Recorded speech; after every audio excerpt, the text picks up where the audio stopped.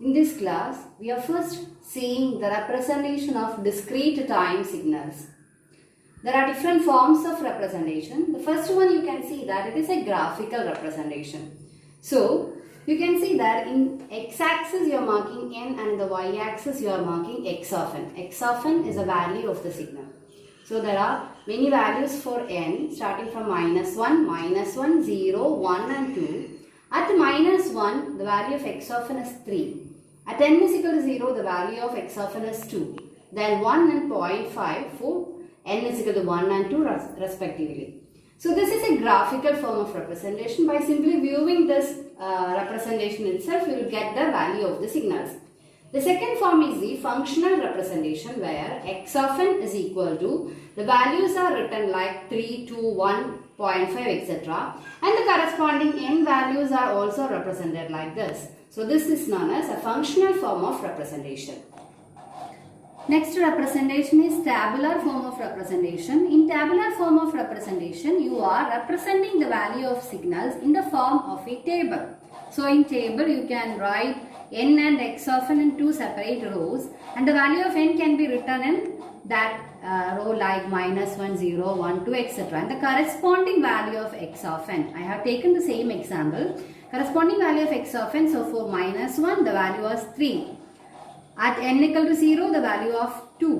At n is equal to 1, the value 1. And at n is equal to 2, the value is 0.5. This is a tabular form of representation.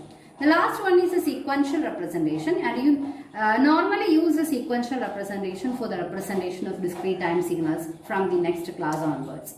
Okay, so in that x of n is written inside some curly brackets. The value of x of n is written inside a curly bracket. You can start from 3, 2, 1.5 etc. But here there is an arrow. And that arrow indicates the value of the signal x of n at n is equal to 0. So if you see an arrow there, it means that that point is n is equal to 0 point. So it is the origin of the signal. So that arrow indicates the origin of the signal. So here you can see that at n is equal to 0, the value is 2. So at that point you have to mark the arrow. Okay. Now suppose if there is no arrow. Arrow illannu vicharikka. Arrow illengil, the starting value, that means here the starting value is 3. 3 will be the origin. That means if there is no arrow, then the value 3 will be for n is equal to 0. Origin ennu parayna starting point nammal frontil ninnu thanne edukkum. At n is equal to 0, the value will be 3 if there is no arrow. Okay. Next is elementary signals. Elementary signals are also called basic signals.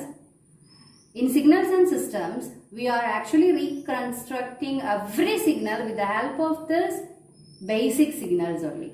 That means whatever comes in your next classes onwards, it will be all based on these basic signals. So studying this basic signal is very important and it is very easy also. So let us see the first elementary signal. It is called a unit step function. Unit means its value is 1. So the signal is having a value 1. So it is also called u of t. The signal is represented as actually u of t. And there is a step also. So where does that step occurs? The step occurs at t is equal to 0. Okay. So unit step signal is having a value 1 from t is equal to 0 to t is equal to infinity. Or you can say that this u of t is having a value 1 for t greater than or equal to 0. u of t in the value in the parayunnathu, if t greater than 0, its value is 1. And it is a continuous signal. That is why it is represented as u of t. And what will be the value for t less than 0? For t less than 0, the value of u of t will be 0. Okay, so unit step function's value is 1 for t greater than 0 and its value is 0 for t less than 0. Next is called a delayed unit step function. So let us see what is this delay. Suppose that you have to start from your house at 8:30 am if you want to reach FISAT at 9 am. Okay, you are starting from your home at 8:30 am, you will reach FISAT at 9 am. Now, suppose that there is a delay. That means you simply you started late from your home. So if you start late from your home, what does that mean? Does it mean that you are starting from starting at 8:15 a.m.? No, you will be starting at a later point in time, right? 8:45 a.m. Suppose that you started at 8:45 a.m. That is known as a delay. So at what time you will reach? You will reach at 9:15 a.m. if you are having the same speed. Okay. So a delay means there is a delay in the time, or time will be actually shifted to the right side in this x-axis. Okay, so let us see how you can draw this. How you draw a delayed unit step signal? You will draw a delayed unit step signal like this. This is your x-axis and this is your y-axis. You are representing this as x of t. Now this is u of t. So you can represent it as u of t itself. U of, it's not t, it is a delay by some time called a. There is a delay by a time a, and where will be that a represented? A will be represented somewhere between 0 to t. It is not between 0 and minus t, it is between 0 and t. There is a delay.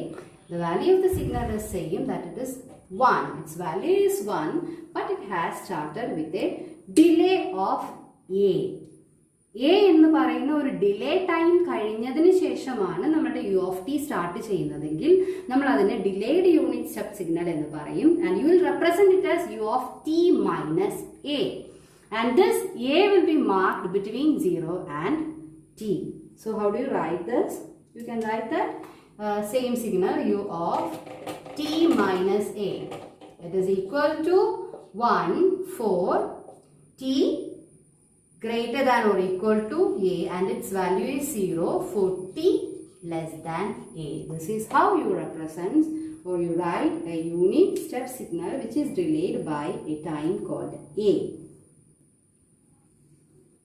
Next is discrete time unit step signal. Same signal, unit step itself, but it is discrete in time. So how do you mark this? You are in x-axis, you are having n, right? And in y-axis, you can mark this u of n. It's not ut, it is u of n. So what will be the value of u of n?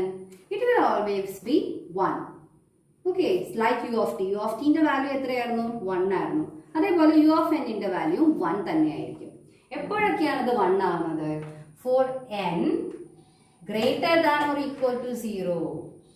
That means at every discrete time intervals, at 0, at 1, at 2, at 3, at 4, etc., the value of this u of n will be 1.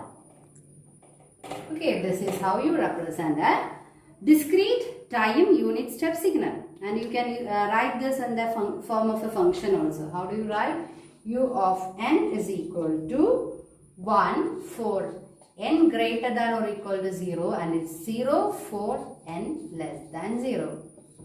And like in previous case, you can draw a delayed discrete time unit step signal also. Delay, you can give another name for this delay. It is also called shifter. Okay, delay or shift. Shifter unit step signal. How do you draw now? Can you say? Suppose it is delayed by a value called k.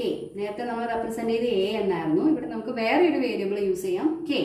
Suppose your discrete time unit step signal, it is delayed by a value called k. k എന്ന് പറയുന്ന ഒരു വാല്യൂവിൽ നമുക്കൊരു shift വന്നു എന്ന് വിചാരിക്കുക. How do you represent this? You will represent like this. So it will start at k, right? ഇനി അത് start ചെയ്യാൻ പോകുന്നത് എവിടെയാ? കെയിൽ നിന്നാണ്. നേരത്തെ നമ്മളത് എയിൽ നിന്ന് സ്റ്റാർട്ട് ചെയ്തു, ഇത് കെയിൽ നിന്ന് സ്റ്റാർട്ട് ചെയ്തു. So this is your signal x of n and this is n, right? Here x of n is actually u of n. u of n you can delay it by k minus k. Delay വന്നതുകൊണ്ട് നമ്മൾ minus k എന്നാണ് represent ചെയ്യുന്നത്. But k, the value of u of n minus k is 1. At the next point, that is at k plus 1, അടുത്ത പോയിന്റിനെ k plus 1 എന്ന് പറയാം അല്ലേ? So its value will be 1. The next point is k plus 2.